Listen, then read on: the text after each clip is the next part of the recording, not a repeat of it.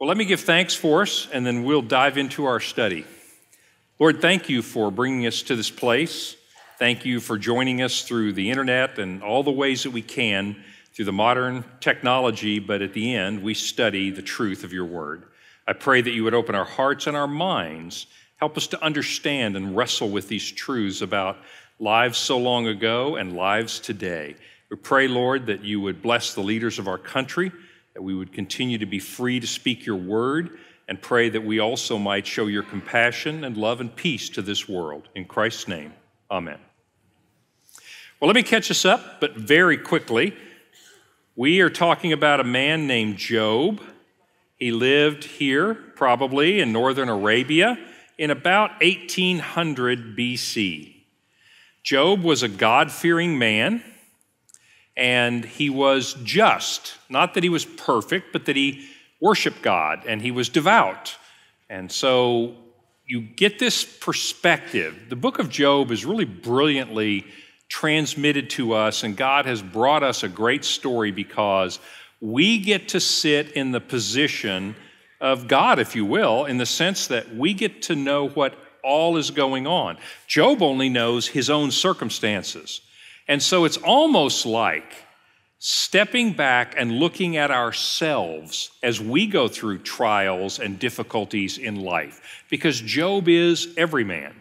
Job, I've said before, would be, if he were a Christian today, move him forward 3,800 years in time, he would be considered a devout Christian. And so it's like we get a ringside seat as he wrestles through understanding why are these difficulties happening to him. Well, God doesn't dodge this question. He doesn't take a marginal example, somebody who just has, he's a okay guy, and he has some kind of bad things happen to him. He takes a person whom even God says he is an upright man who fears God and shuns evil. And so God says, no, he's a righteous individual. And some of the worst things possible happen to him. So God's not dodging the question of what does it mean when bad things happen to good people? I mean, you can argue whether or not there are any, quote, good people. I would say no. The Bible would say no. But God isn't going to quibble. He's going to say, look, Job is an upright individual. And all these bad things happen to him. So what happens? Well, Satan comes before God. He's an angel with the other angels, and he has an accusation. He said, you know what, God?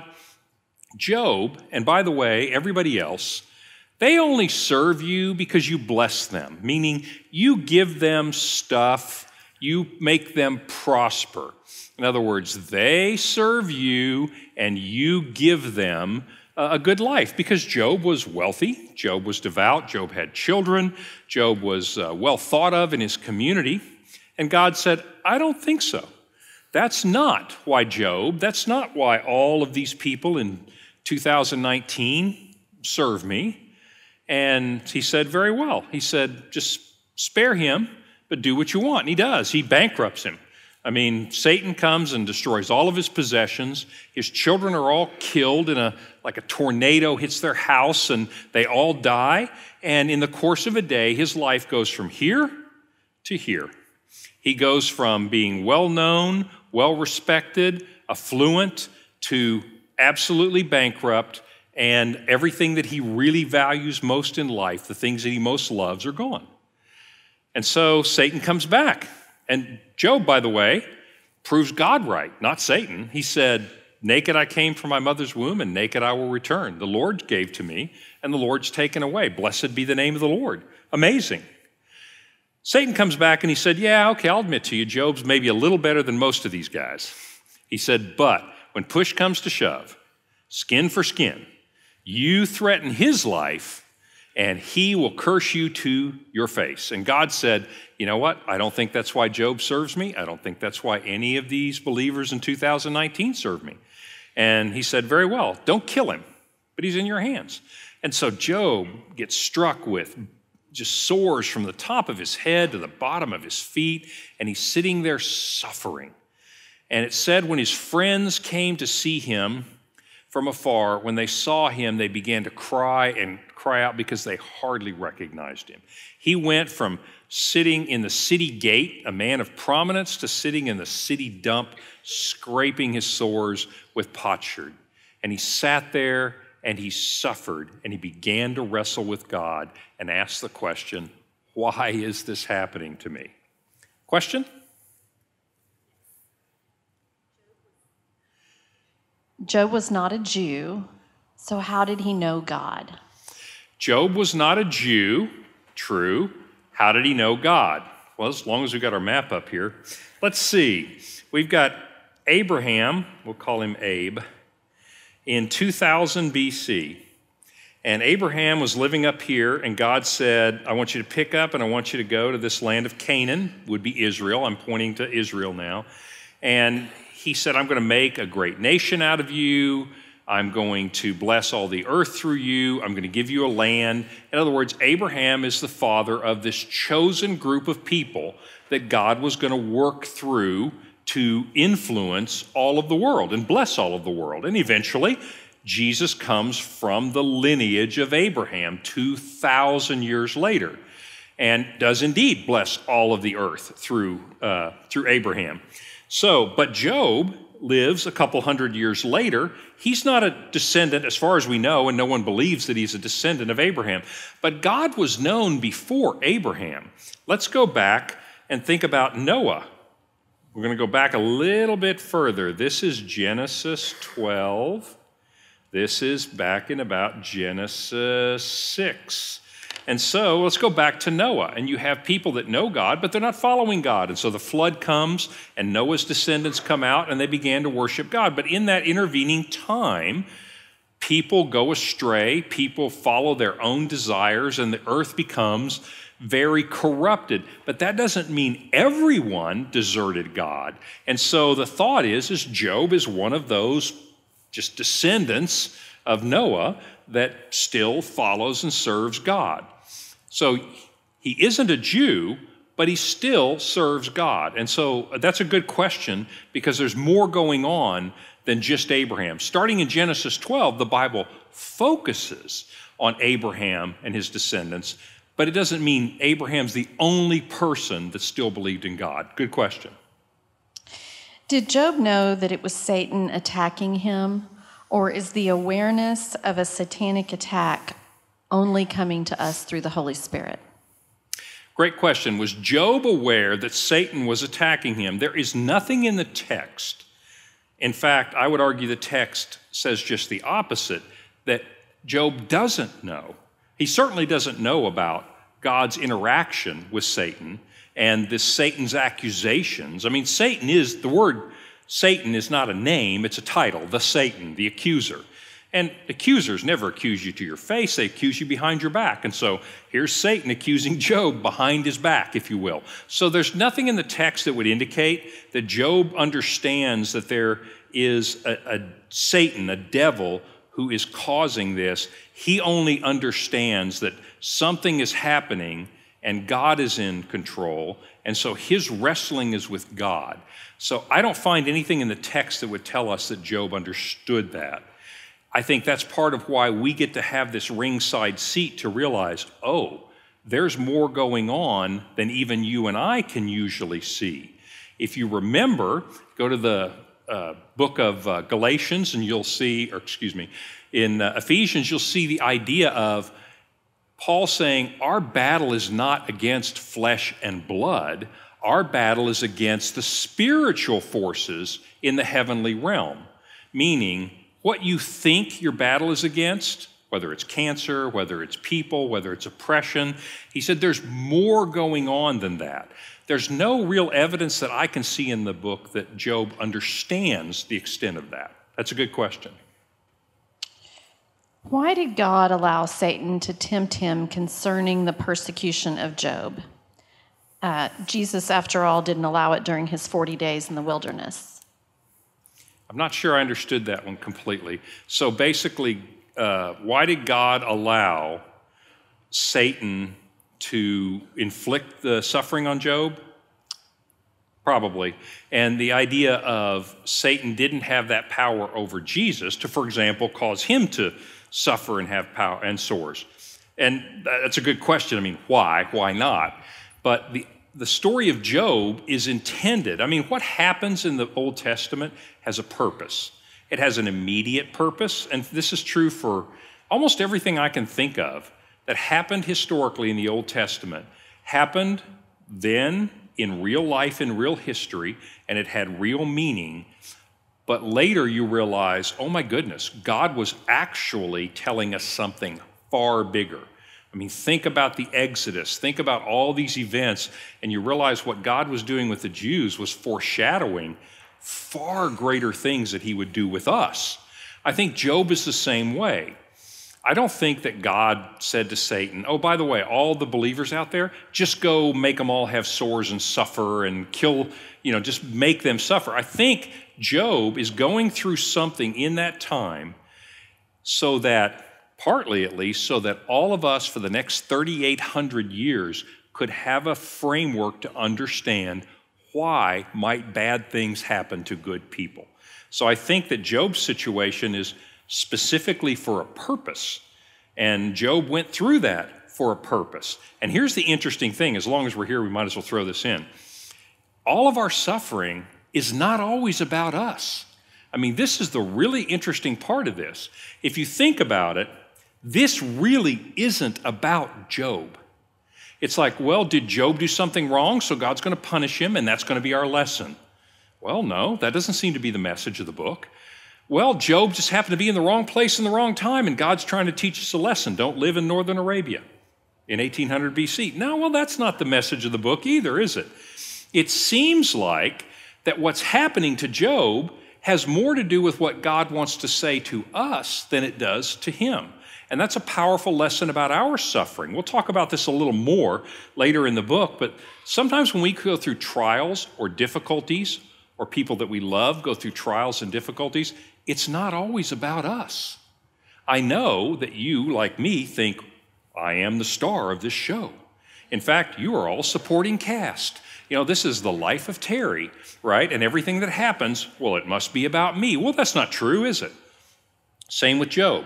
Job is wrestling with this, and we know, even though he doesn't, that it's not about you, Job. In fact, if you only knew what's happening to you is going to change the lives of billions of people who read this through the next 3,800 years, well, that would give him a different perspective, wouldn't it? All I'm saying is God is trying to say to us, you know what? Our trials aren't always all about us. God may have something else going on. And I think that's very helpful sometimes to know. Because remember, I told you, I think suffering shrinks our world and it shrinks our perspective. And you're going to see that happen to Job.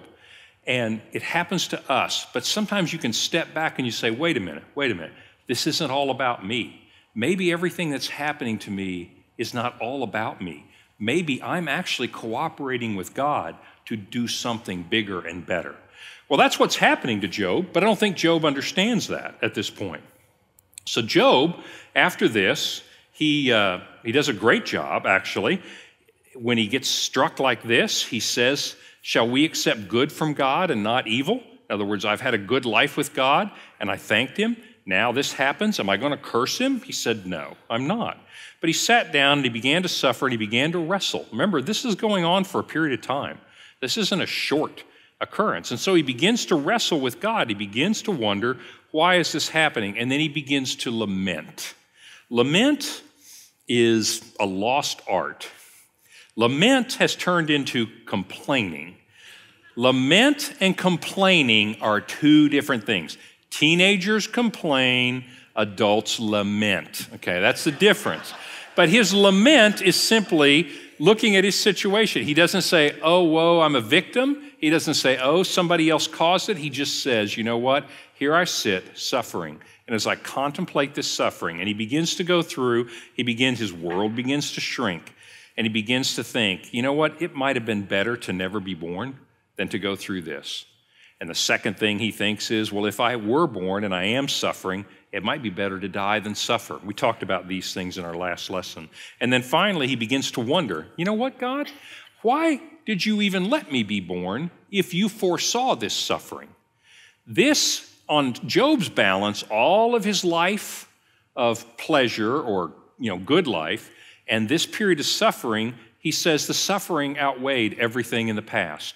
What does he know about the future? Well, he doesn't, and that's been one of our themes. It's kind of hard to know if suffering has a purpose unless you see the last chapter of the book.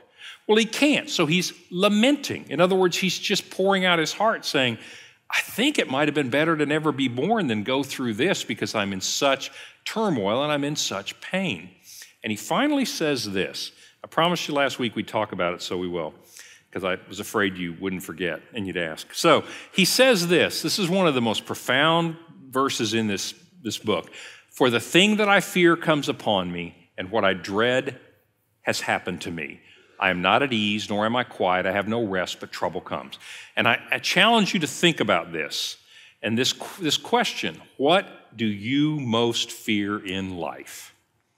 And what would you give to be rid of that fear?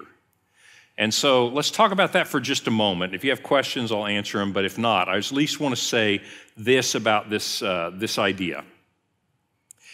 There are two ways to approach knowing what you fear most in the world and not wanting it to happen. You have two choices. This does not take a rocket scientist.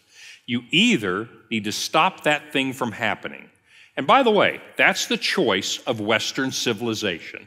Certainly the choice of Americans. Let's alleviate any kind of suffering or difficulty. And I'm not just talking about physical suffering. I mean, obviously we pursue medicine. We want to get rid of diseases. That's a good thing. But we actually will pursue, you think about, what does success look like in our culture?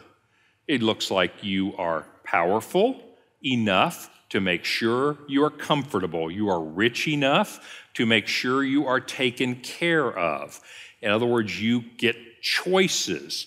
You don't have to be told what to do. You get to choose whether you're going to the Bahamas or whether you're going to ski in Switzerland. In other words, that's what we visualize as success. What is that?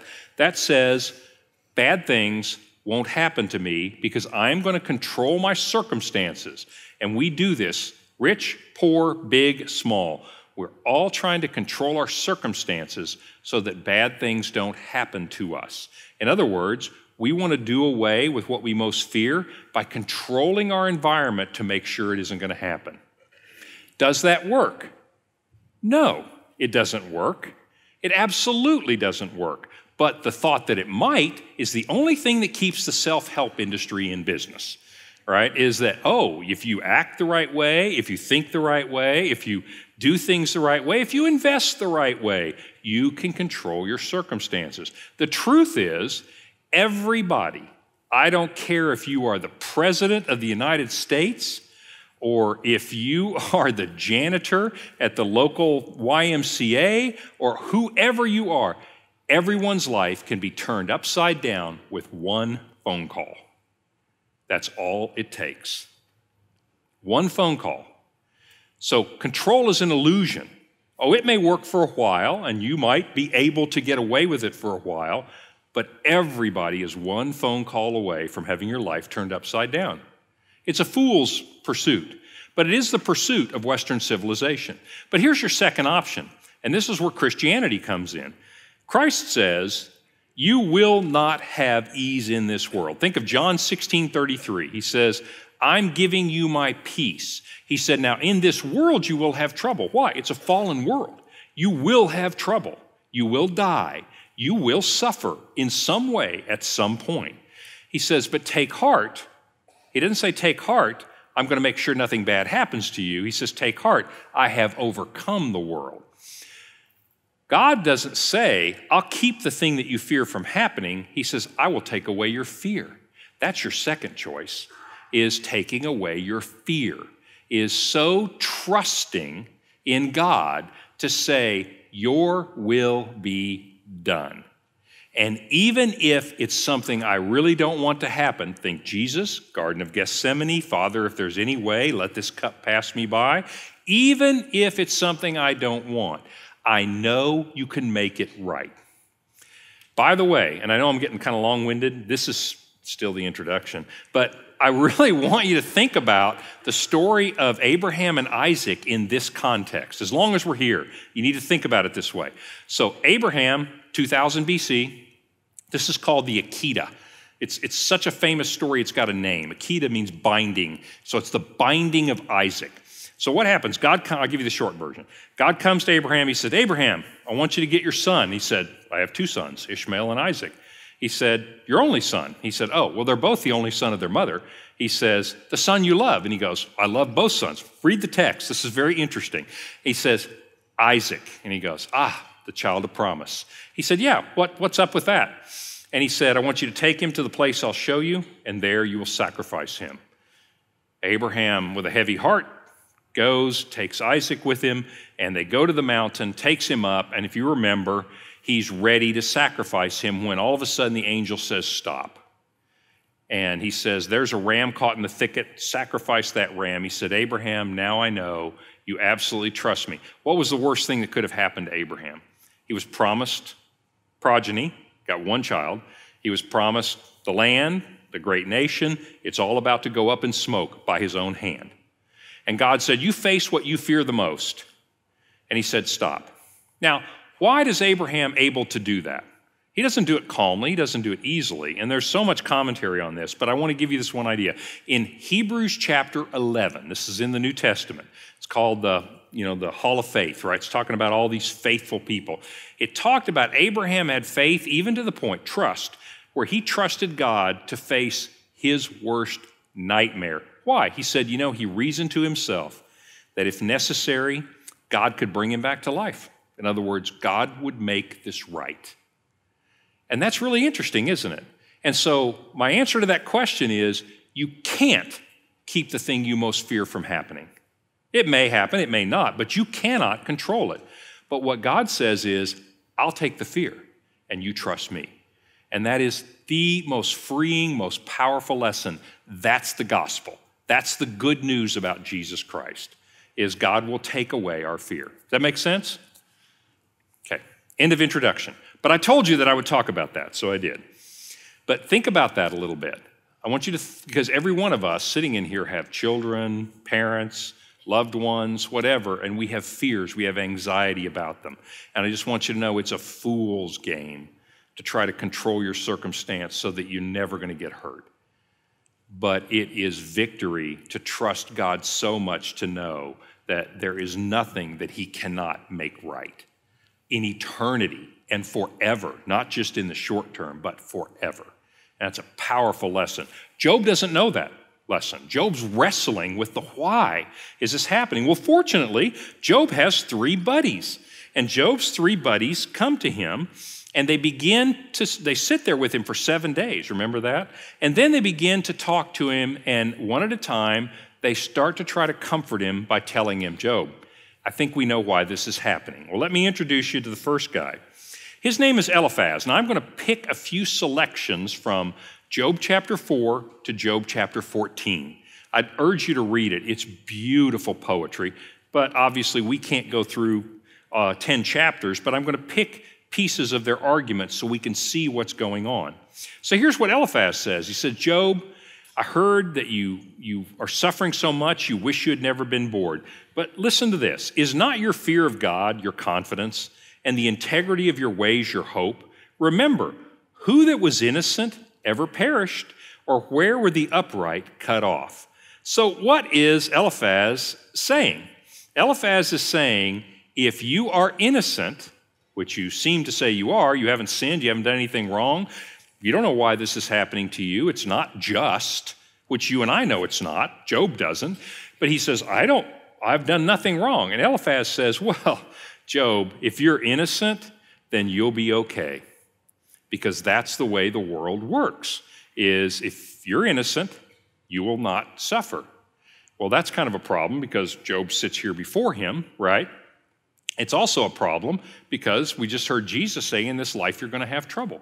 And so that's not true. But we think that sometimes, don't we? If we do the right things, if we are innocent, if we are observant, if we are faithful, if we go to church, 2.8 times a month, and, if we tithe, and if we do all those things, then we won't suffer. Well, that's Eliphaz. That's what he said. It's like, look, it's kind of a deal with God. You do the right things, you don't suffer. Well, Job's sitting there, and he goes, man, that's not resonating with me because I did all those things, and I'm still suffering. So Eliphaz goes on, and he says, can mortal man, these are just pretty. I just put this in here because they're pretty. Can mortal man be in the right before God? In other words, be careful about saying you're innocent because, come on, Job, nobody's really innocent. That part's true. Can a man be pure before his maker? In other words, you had to have done something, Job. I mean, did you steal a candy bar? Did you something? But man is born to trouble as the sparks fly upward. This is beautiful. As for me, I would seek God, and to God would I commit my cause, who does great things and unsearchable, marvelous things without number. And then he says, behold, blessed is the one whom God reproves. Therefore, despise not the discipline of the Almighty, for he wounds, but he binds up. He shatters, but his hands heal. He will deliver you from 6 troubles. In 7, no evil will touch you. In famine, he will redeem you from death, and in war, from the power of the sword. So what is Eliphaz basically saying? He says, Job, innocent people don't suffer. You say you're innocent, and yet you are suffering. Therefore, God must be disciplining you. So humble yourself before God and say, I obviously did something, I'm sorry, and accept your discipline. By the way, this philosophy works in most marriages. Have you ever, I'm just going to speak from the guy's point of view because that's all I know, is you quickly learn that in the dispute, you can save a lot of time, just apologize right away. For whatever. Don't be Job. Don't sit there and suffer forever. Don't protest your innocence. Eliphaz says, look, you must have done something. Just go ahead and apologize, and then maybe you can get through this. Well, that's really what he's saying. He said, God is disciplining you. The problem with that is, and I really don't want you to think that way because it isn't true, and we'll see that that's not the way God operates, is God does discipline those whom he loves. There's no question about that. That's true.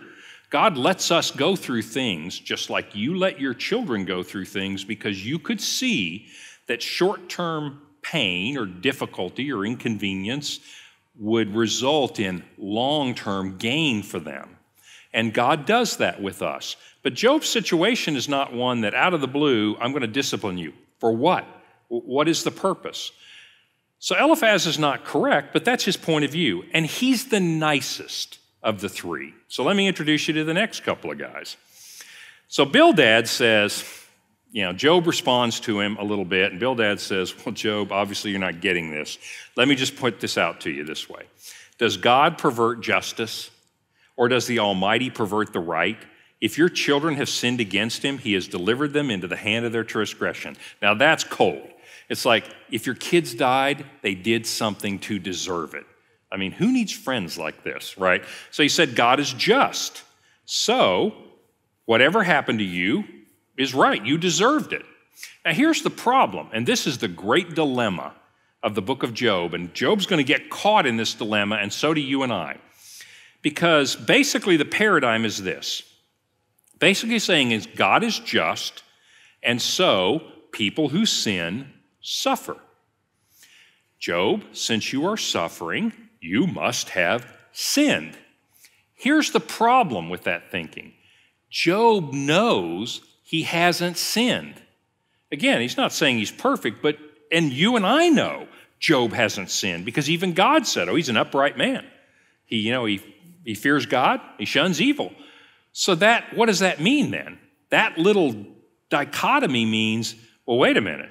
If God is just, and if you sin, you're punished, you're being punished, you must have sinned, and Job said, I didn't. Now what's the only alternative? God's not just anymore. God's not a good God. We end up there sometimes, don't we? When we get in difficulties, we wonder, is God really good?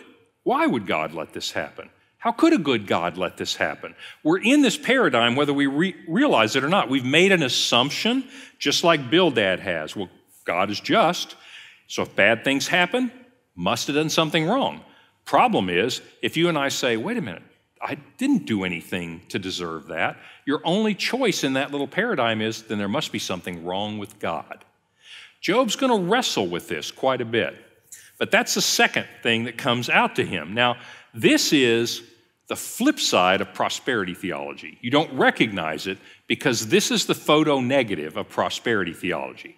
This looks at it from the dark side. It says God is just. If you sin, you suffer. Okay, so that's the dark side. Flip it over, and it says, if you follow God and if you're devout, you will prosper. That's prosperity theology. It is the photo negative of this, and it's no more true than this is. And the problem with prosperity theology is the same dilemma. Job's got a dilemma. If that's true, and Job says, wait a minute, I didn't sin, so there must be something wrong with God. Well, let's flip to the prosperity theology. Wait a minute, I was devout. I did believe, but my child wasn't healed. What's your only choice? There's something wrong with God.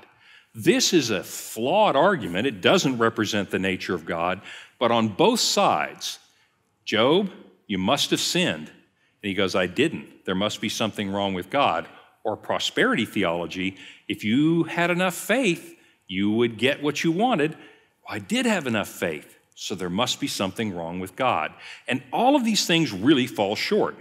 Bildad then goes on to say, you know what? My advice is seek God and plead with the Almighty. If you're pure and upright, surely he'll rouse himself for you. Behold, God will not reject a blameless man or take the hand of evildoers. So what's he saying? He's basically saying, repent and confess, and maybe God will have mercy on you.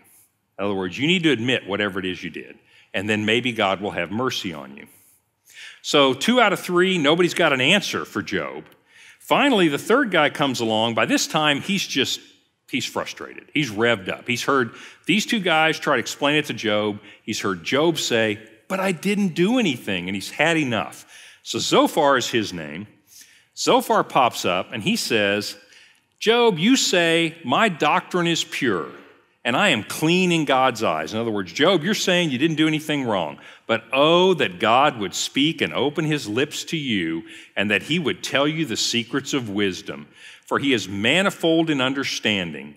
Know this, God exacts of you less than your guilt deserves. Now think about that. This is definitely not the friend you want. Zophar says to him, hey, I've listened to you keep saying you're innocent, even though these guys tell you can't be. It's not possible. You're suffering. You can't be innocent, right? And yet you continue. You know what I think, Job? You ought to thank God because you probably deserve worse than this. And Job's going, what is worse than this? You know, I've lost everything I have. I've lost all my children. I'm sitting here suffering. What can you imagine that is worse? I mean, Job's been saying, Lord, do me a favor and kill me. He said, if you would just crush me, Lord, that would be a kindness to me. And Zophar says, well, you probably actually deserve worse than this. You know, and that kind of gets into that whole legalistic thing, doesn't it? And that gets really ugly because sometimes, I don't know if you've ever done this, but I have. I'll just confess to you that when you talk to somebody and you believe that you're telling them the truth about God and they won't accept it, do you ever get mad at them? Well, I know it sounds dumb, but you kind of do. It's like, look, I've been telling you this is the gospel. Jesus is the Christ. And you keep coming up with these cockamamie things, and you're just wrong. And maybe they are wrong. But after a while, you get angry with them for being wrong. And you're like, why can you not see this? Well, that's Zophar. He says, Job, you know what? You probably deserve worse than this because now I'm mad at you. You know, that you don't see this, that you won't buy into this.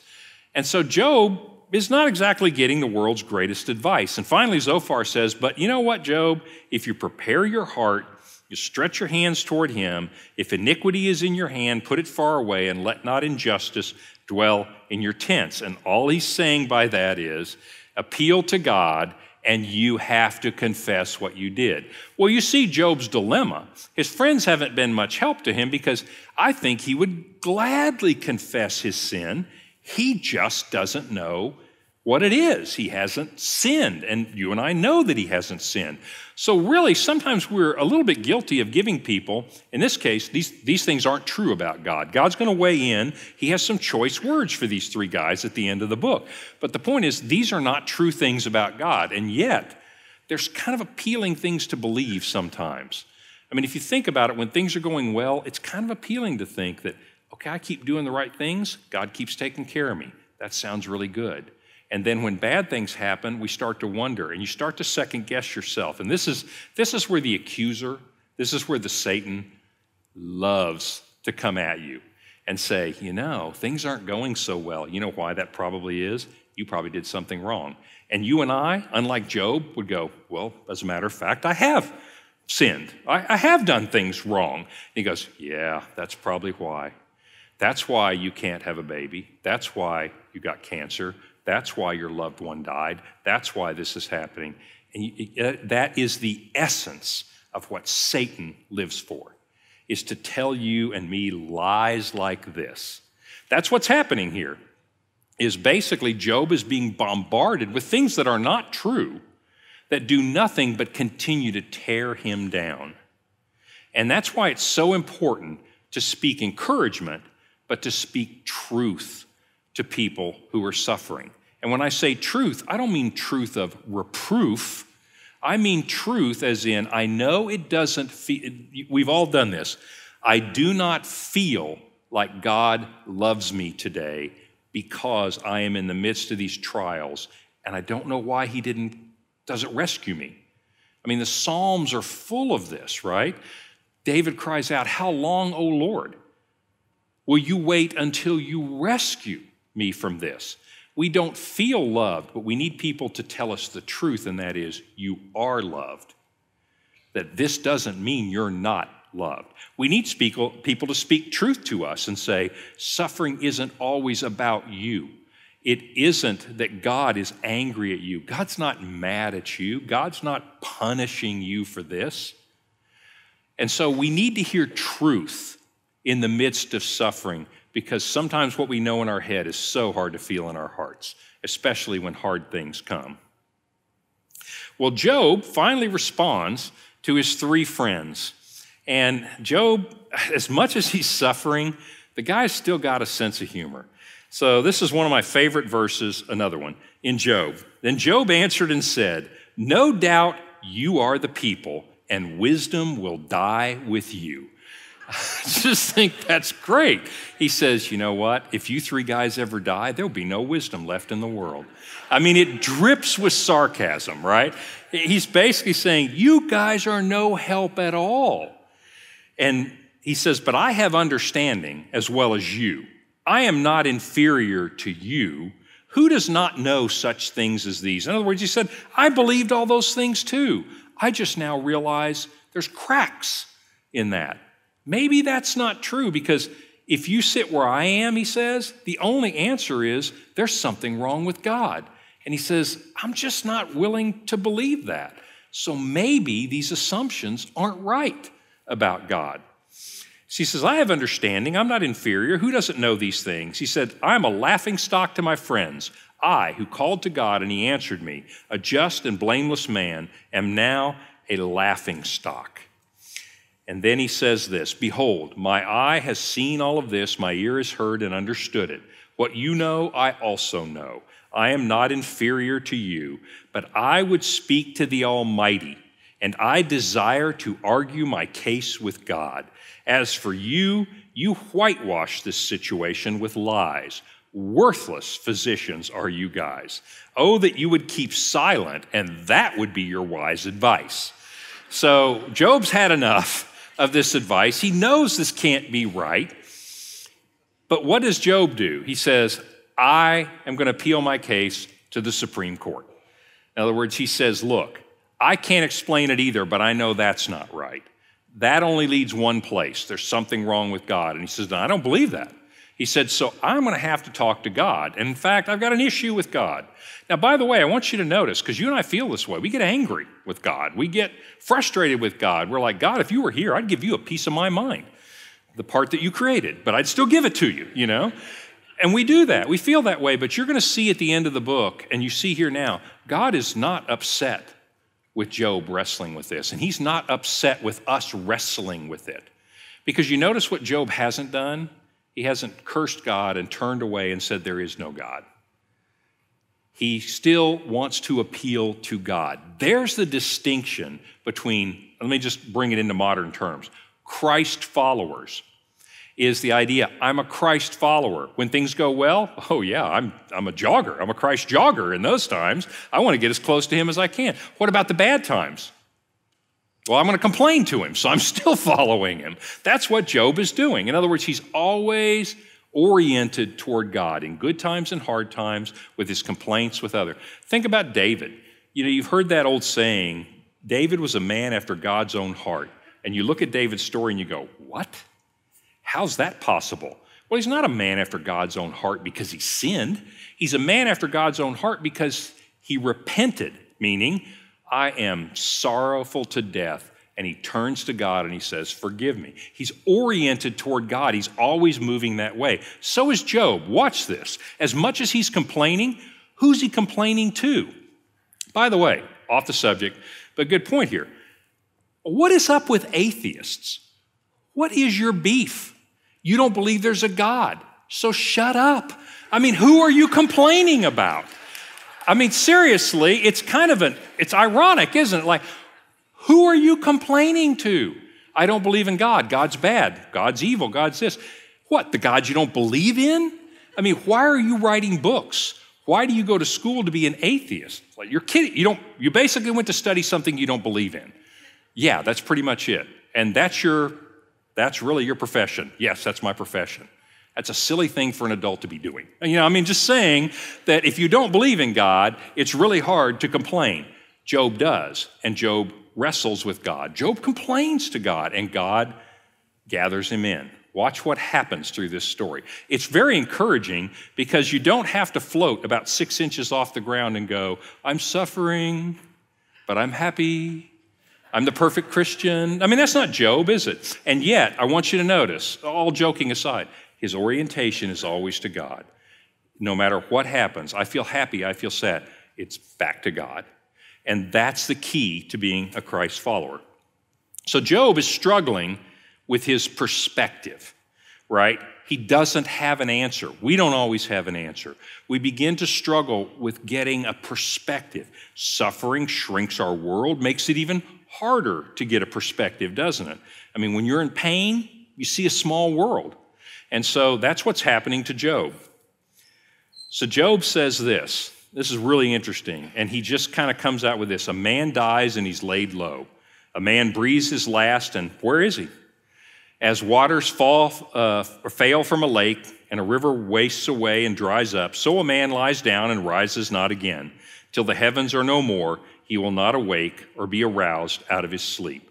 He has fallen into what is called nihilism. Nihilism says, I don't understand the meaning of what's happening. And that's true, he doesn't. In fact, I would argue he can't, based on what he knows, understand what's going on. He can't understand the meaning. And the same is true for you and me. There are things that happen, and you might ask, why is this happening to me? The truth is, no one has an answer to that. Only the author of your book, who wrote the last chapter, can tell you that. All you and I have is trust in the author of our life, that indeed the last chapter explains everything. But he doesn't know, and he can't know. And if you don't know the meaning, sometimes you default into life doesn't have any meaning. That is the road to hopelessness and despair, and it leads us to really dark places. And that's where Job goes. Is what he's basically saying is, people die, and that's it. He said, there's no meaning, there's no purpose, there's no nothing. Honestly, that is the message of a lot of our secular world.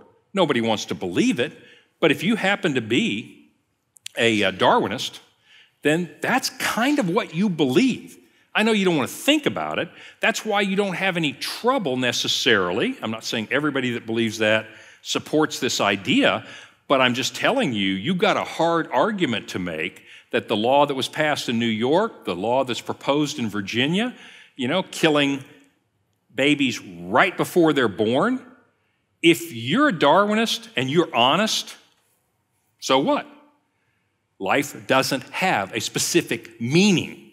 You're not special. You're random. And that's where this nihilistic idea infects our culture. You don't have to suffer to realize, I'm nothing special. I'm the result of kind of natural selection, which just means random mutations, and I'm here, and I'm just like all the rest of the 6 billion people on this earth. So, what's special about me? And you kind of get this low-grade nihilism. And what I mean by that is you kind of get this idea that maybe there is no real meaning in life. And that leads us to dark places.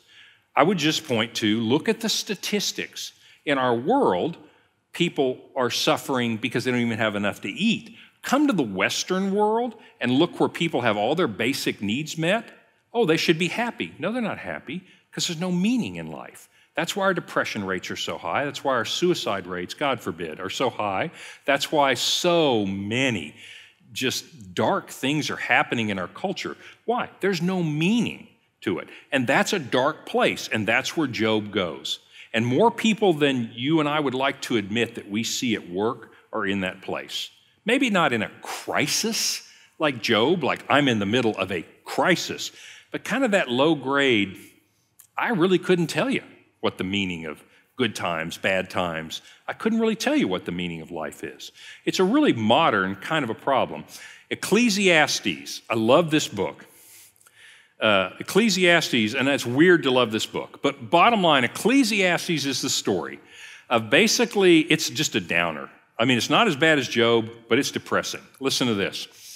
He said, I, the preacher, this is Solomon, have been king over Israel, like the richest dude ever, total power. I applied my heart to seek and to search out by wisdom all that is done under heaven. In other words, I decided I'm going to figure out the meaning. And he said, it is an unhappy business that God has given to the children of man to be busy with. I have seen everything that is done under the sun, and listen, everything is meaningless, a chasing after the wind. That's Ecclesiastes 1:12. Read that before you go to bed. You'll sleep really well. But seriously, and I'll tell you why I like this book. That's what the world looks like. Here's the cross, and here's the gospel. On that side of the cross, that's what the world looks like. He's being honest. He said, I'm just going to be your average American in 2019. I got everything you could want. I'm going to look around, and I'm going to tell you, here's the meaning of life. And he says, it's meaningless, and it's a chasing after the wind. And that's where Job is.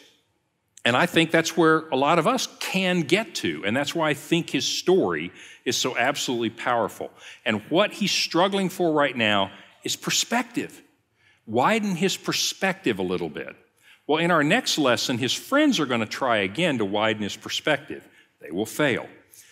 And then God is going to speak. And he is going to provide a really different framework. So let me pause for a minute. What questions do we have here? You mentioned that the devil tells us lies. How is he able to do that? He doesn't live in us like the Holy Spirit does, and we don't hear him audibly. How is it that he tells us things like, that's why you have cancer? Right, that's a great question. How does the devil tell us lies? He is certainly the accuser, and you can understand that. This is going to be a hard question to answer. First of all, let me just tell you what he doesn't do, what he can't do. I do not find anything in the text that says the devil can read your mind. He is not God. He is a created being. He is not all-knowing. He is not all-powerful. He is not omnipresent. He is not God. He is not a God. He's not like God. He's a created being. So first of all, he can't do that. He can't read your mind. I don't believe that Satan can look at you and go, here's the imperious curse, you are now under my power, and you'll do whatever I tell you to do. You know, it's not a Harry Potter kind of thing, right? Probably, let me just defer this question to somebody who's probably brighter than I am. I want to refer you to a book by C.S. Lewis called The Screwtape Letters. And I'm not trying to duck this question, but if you will find that to be a very amusing and convicting and fascinating book. The Screwtape Letters it's a fiction. It's an imaginary letters from one of the head demons to his nephew, one of the junior demons. And this junior demon, angel, who serves Satan, has been assigned to a Christian. And he goes through and he kind of talks about, gives the young demon advice as to what he's supposed to do to corrupt this Christian. And the way he describes it is a good answer to that question. And so let me just leave it at that and say that is a book that I think you'll go, yeah, that makes perfect sense. No, he's not necessarily whispering in my ear, but yes, I can see how circumstances can move us, and just as God works for good in our lives, Romans 8:28, in all circumstances God works for good, not necessarily my immediate good, but God is at work in the world. Satan, to some extent, is also at work in the world. So take a look at that book, The Screwtape Letters by C.S. Lewis. Very instructive. It's fiction, but really a great answer to that question. Are you going to talk about the Christian perspective of suffering and rejoicing in suffering and trials? Yes. Spoiler alert. So are we going to talk about the Christian idea of suffering and the idea of rejoicing in suffering? Yes, we will. But at this point, Job isn't there. You know what I'm saying? Job, I want to kind of walk through these questions by walking through the story of Job and Job's journey through this. Because I also think that it would be easy for me to say to you, quote you a few scriptures that says, suffering of some kind, not necessarily Job's suffering, but suffering of some kind is essential to faith formation. Suffering with Christ is a privilege, and consequently, it is something that is an investment, if you will, in our faith. If I said that to you, you're going to walk out of here, your life is going to be absolutely no different than it was before I said that. You're going to forget it, frankly, by the time you get to dinner. But if we will walk through 6 or 7 weeks with Job, I think it will let us feel and bring into our hearts an understanding of what could suffering mean. I'd like for us to identify with Job at every stage. That's why today I want to talk about Job's kind of nihilistic. And by that I mean Job's kind of gotten to the point he goes, well, unless there's something wrong with God, which I don't believe, maybe this doesn't make any sense. Maybe it is just random bad stuff that's happening. He becomes a little nihilistic. You and I do too.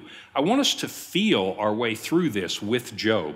But yes, we will talk about how the cross puts a completely different light on this. But I think we need to walk through with Job and kind of discover it as he discovers it. So yes, we will talk about that. Good question. Well, I need to tell you one of my favorite quotes. It kind of goes along with that. So let's go to a Christian, Charles Spurgeon. Charles Spurgeon, I don't know if you're familiar with his works, but they're just amazing. He's dead. We're talking now a couple hundred years old. But Charles Spurgeon has written so many good things, but there's a quote that has stuck with me. And this kind of goes to this. This is where Job is learning, and I will take you to the end of it. He said this. I want you to think about this. Charles Spurgeon said, I have learned to kiss the wave that throws me against the rock of ages. I have learned to kiss the wave that throws me against the rock of ages.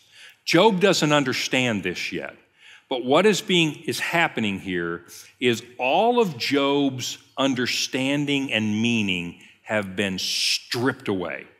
I'm not talking about the physical sense now. I'm going to go to the spiritual side. He said, Job, you used to think, to some extent, maybe not in the top of your head, you used to think that if you did all these good things, I'd take care of you. Wonder what you'll think when you're not taken care of anymore. And you used to think that if you were innocent and you feared God, shunned evil, that nothing really bad would, well, now something really bad did happen to you. Job, I want to strip away all of that stuff you thought you knew. And now what are you going to do? And that's you, every one of us is going to be in that situation. Not that bad a situation, but you're going to wake up in the middle of the night sometime and you're going to be thinking, what is the meaning of this? God, what are you doing? And sometimes God strips that away, and the whole purpose is to slam us against the rock of ages. In other words, where can I go? Where does Job go? His friends don't have the answer. He's smart enough not to listen to those bozos. Where does he go? He turns to God. And he turns to God with just the frustration, the desire, the wrestling, but he turns to God. And here's this wave of suffering, and where did it slam him? It slammed him right up against God. And God said, finally, I have your attention. And finally, here we are together. Maybe the circumstances aren't what you wanted, but here we are. And Charles Spurgeon was wise enough and had that Christian understanding that said, I have learned, as much as I hate that wave, to kiss the wave that slams me against the rock of ages. Job can't see that yet, but next week, Job is going to get a glimmer of a hope, a glimmer of a way out of that. So this week, I don't know how much you take away. I want you to think about how's Job's situation me? Job is every man. Job is all of us. Maybe not to that extent, but every one of us are going to feel the way Job felt. We're going to wonder what Job wondered, and we're going to struggle with these silly paradigms we sometimes build up about God that aren't really true. And when you get in that situation, I want you to remember Job. And I want you to say, I'm not the first person who walked this road. I am not the first person who walked this road. And so as we move through this, I want you to think about it, meditate on it. Last time I told you to think about this idea of what do you fear most in life and what would you do to not let it happen? And the truth is, there's nothing you can do to not make it happen, but there is something you can do to take the fear away. And this week, I want you to meditate on that idea. I can't think of a better way to say it than Spurgeon said it, is Job has been slammed against the rock of ages, against God. What would it take for you and I to be able to say what Spurgeon said? I have learned to be grateful for the wave that put me in this position. I'll see you guys next week, and we'll see how Job is holding up.